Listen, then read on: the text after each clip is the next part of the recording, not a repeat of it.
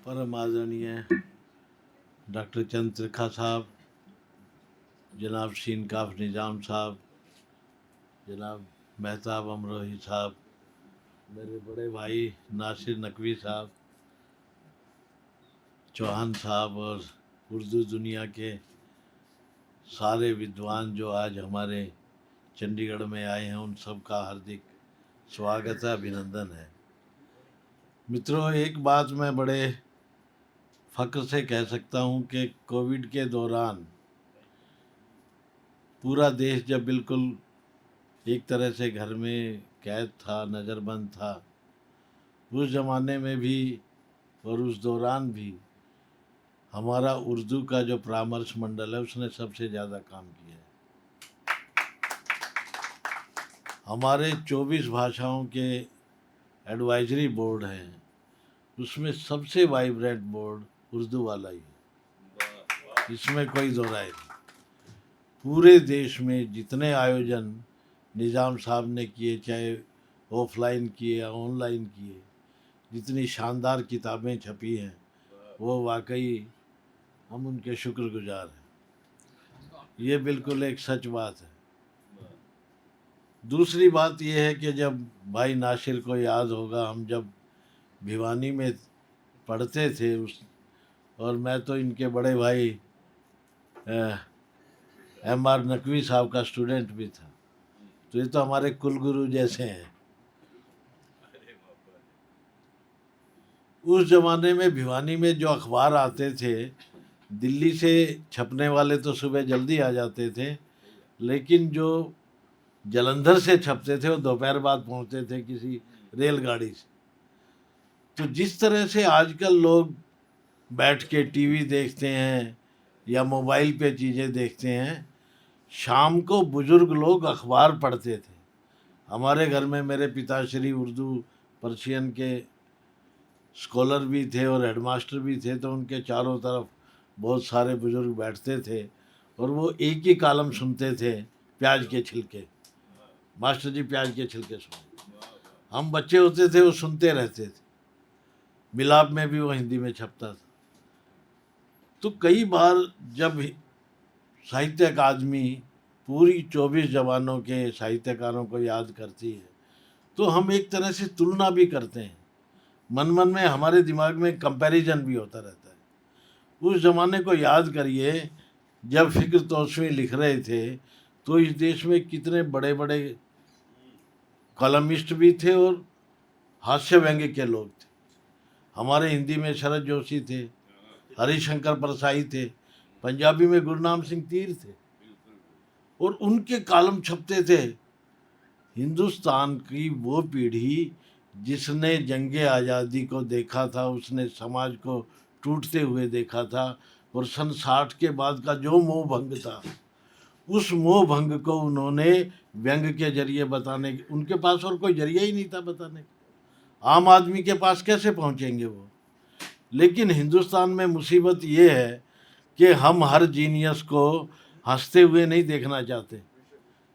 एक हमारे दिमाग में कंसेप्ट है, जो भी जीनियस है वो रोने वाला होना चाहिए, रोनी सूरत बना के बैठा होना चाहिए। तो जितने ये कॉलमिस्ट थे, जितने व्यंग्यकार थे, किसी के साथ भी अदब ने न्याय नहीं किया। चाहे वो परसाई थे, चाहे, और हर जबान में थे ये 24 के 24 जवानों के। अगर व्यंगों को हम इकट्ठा करें, दक्षिण में इससे भी कमाल के लिखने वाले थे, बंगाल में इससे भी कमाल के लिखने, लेकिन वो सारे के सारे हाशिए पे आते रहे। और एक बात ये भी है कि इन कलमकारों ने, और मेरा ये भी मानना है कि जो असली व्यंग्यकार होता है वो चपत तो अपनी गाल पे लगाता है, लेकिन निशान पूरे समाज के बदन पे उभरते हैं।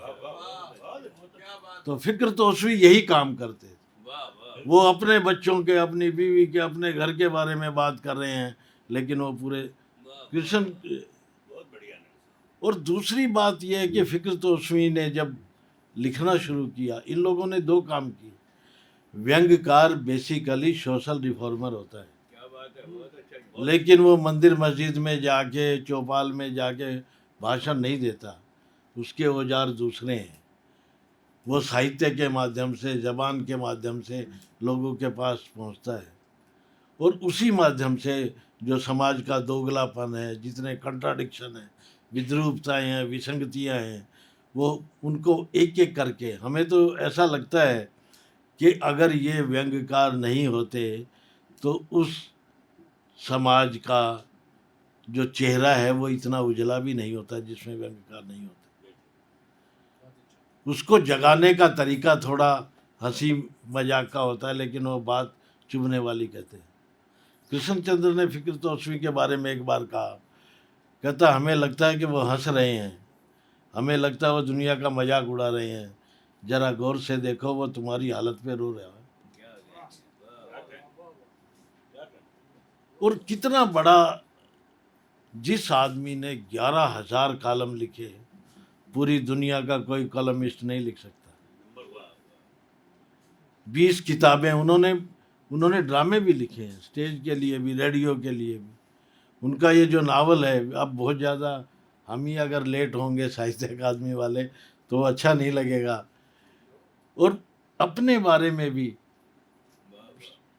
जब भिवानी से मैं और नासिर साहब चंडीगढ़ आए और त्रिखा साहब की जब हम इनके अगुवाई में, इनकी निगरानी में और इनके नेतृत्व में सीखने पढ़ने लगे, तो फ़िक्र तौसीफ़ी के जितने किस्से उन्होंने सुनाए, हालांकि हमने कभी नहीं देखा, लेकिन मुझे लगता है फ़िक्र तौसीफ़ी को मैं सबसे करीब से जानता हूँ।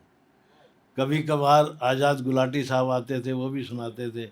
आज़ाद गुलाटी साहब की एक किताब है महफ़िल, उसमें उन्होंने अपने कंटेम्प्रेरी के बारे में, खुमार साहब के बारे में भी एक है कि मैं जब भी उनसे यूनिवर्सिटी में मिलने गया कभी नहीं मिले, उनके कमरे के आगे ताला ही मिला लगा हुआ और वो हमेशा मुशायरे में रहे। फ़िक्र तौसीफ़ी के बारे में लिखते हैं कि सन 1986 में जब उन्होंने पंजाब भाषा विभाग ने शिरोमणि अवार्ड दिया तो उन्होंने चिट्ठी लिखी उन्हें, और उन्होंने वो चिट्ठी पढ़ के सुनाई और वो महफ़िल में उसने लिखी हुई भी है। लिखते हैं कि यार आजकल जितनी भी राज्य सरकारें हैं, उर्दू के अदीबों को बहुत इनाम देने लगे हैं, बहुत पैसे मिलने लगे हैं, और अब हालत ये है कि अदब कम लिखा जाता है, उर्दू ज़्यादा लिखी जा रही